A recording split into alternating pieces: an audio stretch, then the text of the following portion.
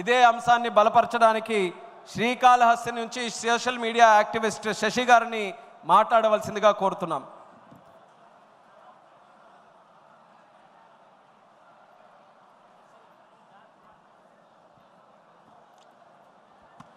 అందరికీ నమస్కారం.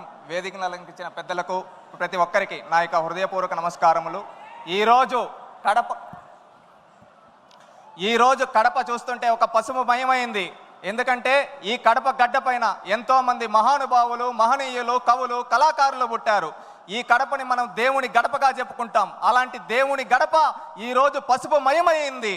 ఇక్కడ ఈ కడప గడ్డ పైన ఒక సాధారణ మధ్యతరగతి రైతు కుటుంబం నుంచి వచ్చిన నాకు ఇంత గొప్ప అవకాశం ఇచ్చిన చంద్రబాబు నాయుడు గారికి, నారా లోకేష్ గారికి నా పాదాభివందనాలు తెలియజేసుకుంటూ ఈరోజు మాదక ద్రవ్యాల వినియోగంపై ఉక్కుపాదం అనే తీర్మానాన్ని నన్ను ప్రవేశపెట్టమన్నందుకు ధన్యవాదాలు సార్. ఈరోజు ఒకటి చెప్పదలుచుకున్నాను సార్. ఏంటంటే మనం ఒకప్పుడు డ్రగ్స్ అంటే, అదేవిధంగా గంజాయి అంటే ఎక్కడ వినేవాళ్ళం? సినిమాల్లో చూసేవాళ్ళం. 2019కి ముందు ఎక్కడంటే ఏమన్నా డ్రగ్స్ ఎక్కడంటే ఇంటర్నేషనల్ మాఫియాలు చేస్తాయంట, ఈ విధంగా ఉంటుందా అని మనం సినిమాల్లో మాత్రమే చూసేవాళ్ళం. కానీ గత పాలకుల యొక్క నిర్లక్ష్యం వల్ల అది మన జిల్లాలు దాటి, నియోజకవర్గాలు దాటి మన గడప దాకా వచ్చింది. ఆ విధంగా ఎంతోమంది యువత గంజాయిలకు బానిసలై వాళ్ళ జీవితాలు నాశనమయ్యాయి. ఎందుకని ఈ మాట అంటున్నామంటే, గంజాయికి ఒక్కసారి బానిస అయితే వాళ్ళు విచక్షణ అనేది మరిచిపోతారు. ఆ విధంగా వాళ్ళు ఎన్నో తప్పులు చేస్తారు. దోపిడీలు, అదేవిధంగా దొంగతనాలు కావచ్చు, అదేవిధంగా మహిళలపైన అత్యాచారాలు కావచ్చు, బెట్టింగ్ యాప్స్లోనే ఎంతో లక్షలు అప్పులు చేసి సూసైడ్లు చేసుకునే వాళ్ళ వరకు యువత వెళ్ళిపోతూ ఉన్నారు.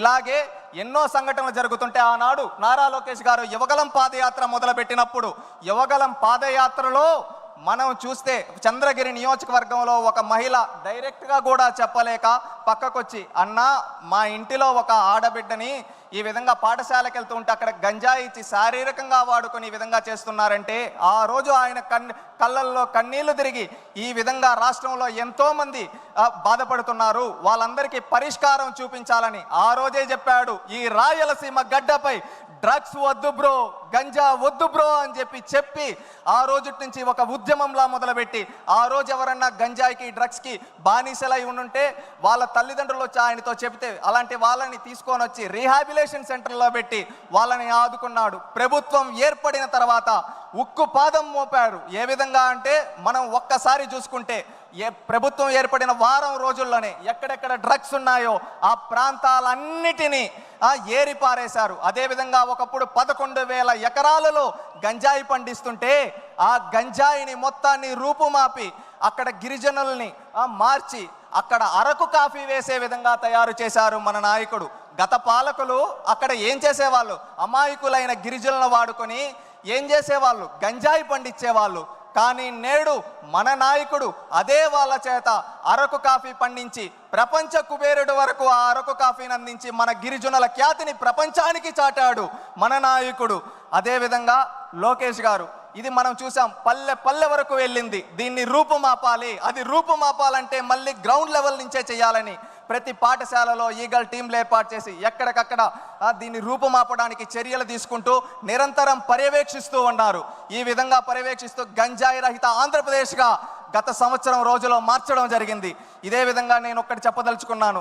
డ్రగ్స్ గురించి, గంజాయి గురించి నేను ఒక యువకుడుగా నేను ఎన్నో చూశాను. నా మిత్రులు కావచ్చు, నాకు తెలిసిన వాళ్ళు కావచ్చు, ఎంతోమంది డ్రగ్స్కి, గంజాయికి బానిసలై వాళ్ళ జీవితాలు నాశనం అయిపోతుంటే కళ్ళల్లో నీళ్లు తిరిగేటివి. ఎందుకంటే వాళ్ళకి ఎందుకురా ఇలా చేస్తామంటే, ఏముందిరా ఇంకా జాబులు ఏముండాయి, ఏం చేస్తాం, ఇదేదో వేసుకుంటే కొంచెం రిలీఫ్ వస్తుందంట అని చెబుతూ ఉండేవాళ్ళు. అవి చూసినప్పుడు బాధ, ఆ ఆవేదన. దానికి పరిష్కారం ఎలా అంటే, ఆ రోజు చంద్రబాబు నాయుడు గారు చెప్పడం జరిగింది, లోకేష్ గారు చెప్పడం జరిగింది, మేము వస్తాం, స్కిల్ డెవలప్మెంట్ ట్రైనింగ్ ఇస్తాం, యువతకు ఉద్యోగాలు ఇస్తాం, ప్రతి ఒక్కరికి 20 లక్షల ఉద్యోగాలు యువగలం ద్వారా ఇస్తామని చెప్పి ఆ లక్ష్యానికి కట్టుబడి వచ్చిన వెంటనే మెగా డిఎస్సి పైన నోటిఫికేషన్ కావచ్చు, ఆ తర్వాత అనేక కంపెనీలని ఆర్సిలర్ మిట్టల్ కావచ్చు, గూగుల్ కావచ్చు, టీసీఎస్ కావచ్చు, మొన్న ఎల్జీ కావచ్చు, రిన్యూవబుల్ ఎనర్జీ కావచ్చు, రిలయన్స్ బయో ప్లాంట్స్ కావచ్చు, ఈ విధంగా ఎన్నో తీసుకొని వచ్చి యువత బానిసలవ్వాల్సింది డ్రగ్స్ కాదు, యువత వాళ్ళ లక్ష్యాల వైపు వెళ్ళాలి అని చెప్పారు. ఎందుకంటే మన దేశంలో అత్యున్నతంగా యువత ఉన్నారు. యువత తలుచుకుంటే ఏదైనా చేయగలుగుతారు, ఏదైనా సాధించగలుగుతారు. ఎందుకంటే యువత దేశానికి వెన్నెముక్క, రాష్ట్రానికి వెన్నెముక్క. అలాంటి యువత ఏదైనా చేయగలుగుతారు. ఎందుకంటే ఇది నేను ఒక చెప్తున్నా అంటే, ఒకటి 1990 రోజులు గుర్తుకొస్తున్నాయి. ఆనాడు పల్లెల్లో ఏంటంటే ఎవరైనా కానీ పల్లెల్లో పనులు చేసుకుంటామనే రోజుల్లో ఇక్కడ ఉండే యువత పనులు చేసుకుంటే ఇక్కడే మిగిలిపోతారు, వాళ్ళు చదువుకోగలిగితే వాళ్ళు ప్రపంచ నలుమూలలకు వెళ్తారని ఆ రోజు మనం చూస్తే బడి పిలుస్తుంది ప్రోగ్రాం కావచ్చు, చదువుల పండుగ ప్రోగ్రాం కావచ్చు, ఇలాంటి ప్రోగ్రాములు పెట్టి ఎంతో మంది బడుగు బలహీన వర్గాల వ్యక్తులను తీసుకొని వచ్చి అత్యున్నత స్థాయిలో ఈరోజు కూర్చోబెట్టే వాళ్ళ చదువు వల్ల మాత్రమే అది సాధ్యపడింది. ఆ తర్వాత నేడు కూడా 2019 నుంచి 24 వరకు అలాంటి పరిస్థితులే. యువతని గంజాయికి బానిసలు చేస్తే దాని నుంచి రూపుమాపి వాళ్ళని బయటకు తీసుకొని రావాలి, వాళ్ళు ఏదైనా సాధించగలరు అని ఒక లక్ష్యం పెట్టుకొని వాళ్ళని బయటకు తీసుకొని వచ్చడానికి ప్రయత్నిస్తూ కంపెనీలు తీసుకొని వస్తున్నారు. ఒక యువత గుర్తుపెట్టుకోవాల్సింది ఏంటంటే, మనం బానిసలు అవ్వాల్సింది గంజాయికి కాదు, మనం ఏదైనా సాధించగలదాం. యువత అనుకుంటే ఏదైనా సాధించగలుగుతారు. మనం ఏం లక్ష్యం పెట్టుకోవాలి? మనం ఒక కంప్యూటర్ తయారు చేయగలుగుతామా, మనం ఏదైనా ఒక న్యూ స్టార్టప్ చేయగలుగుతామా, మనం ఇంకేదైనా కొత్తగా తయారు చేయగలుగుతామా అని లక్ష్యాలు పెట్టుకోవాలి. ఎందుకంటే మన నాయకుడికి ఒక గొప్ప విజన్ ఉంది, స్వర్ణాంధ్ర 2047 1 ట్రిలియన్ ఎకనామీ సాధించాలని. అది సాధించాలంటే యువతతోనే సాధ్యం. అది యువత ప్రతి ఒక్కరూ అది గుర్తుపెట్టుకొని మన నాయకుడు అడుగుజాడల్లో మన లక్ష్యాలు గుర్తుపెట్టుకోవాలి. మన తల్లిదండ్రులకు మంచి పేరు తేవాలి, మన కుటుంబానికి మంచి పేరు తేవాలి, మన రాష్ట్రానికి మంచి పేరు తేవాలనే లక్ష్యంతో ప్రతి ఒక్కరూ పనిచేయాలి. ఆ విధంగా పనిచేస్తే ఖచ్చితంగా మనం అనుకున్న 2047 స్వర్ణాంధ్ర విజన్ లక్ష్యం చేరుతుంది. ఆ రోజు తెలుగు వాళ్ళు ప్రపంచాన్ని శాసించే స్థాయిలో మన నాయకుడు కలగన్న విధంగా మనం ఉంటాం. ఎందుకంటే 2020 సాధ్యపడింది, 2047 కూడా సాధ్యపడుతుంది.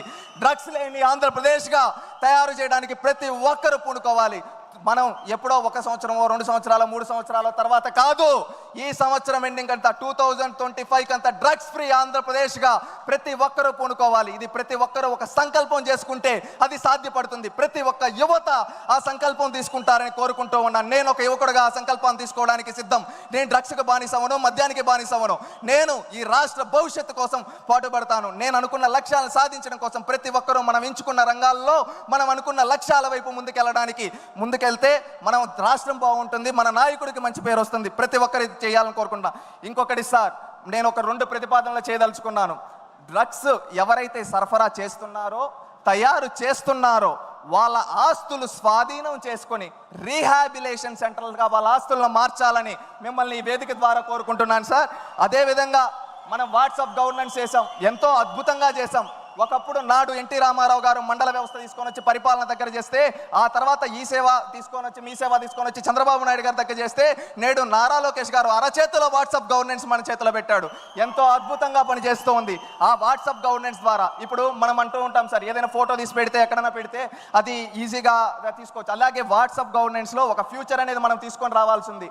ఏంటంటే ఎక్కడన్నా ఎవరన్నా గంజాయి అమ్ముతూ ఉన్నా, ఎవరన్నా కల్తీ మద్యం అమ్ముతూ ఉన్నా, అక్కడ ఫోటో తీసి వాళ్ళ వాట్సాప్లో పెడితే అది మన దాని రెస్పెక్ట్ పోలీస్ స్టేషన్కి వచ్చి 24 గంటల్లో చర్యలు తీసుకునే విధంగా దానికి కూడా ఆలోచించాలని చెప్పి కోరుకుంటూ ఉన్నాను.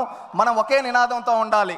2047 స్వర్ణాంధ్ర విజన్తో పాటు అదేవిధంగా డ్రగ్స్ ఫ్రీ ఆంధ్రాగా కూడా మనం గుర్తుపెట్టుకోవాలి. మనందరం ఒక లక్ష్యాలని నిర్దేశించుకుంటూ మనం ముందుకెళ్ళాలి.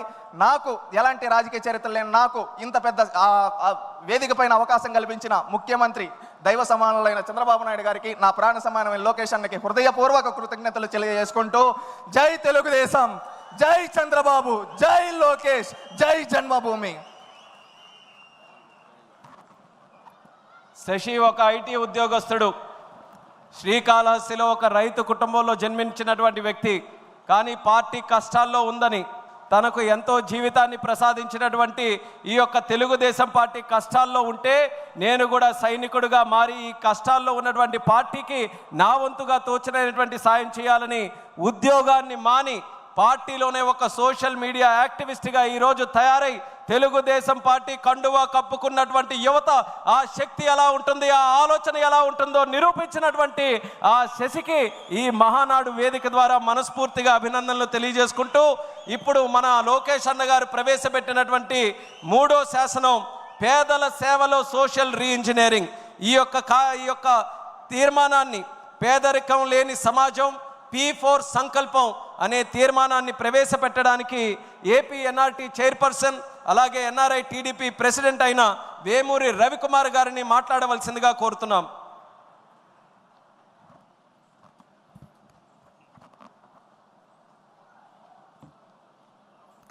సభకి నమస్కారం.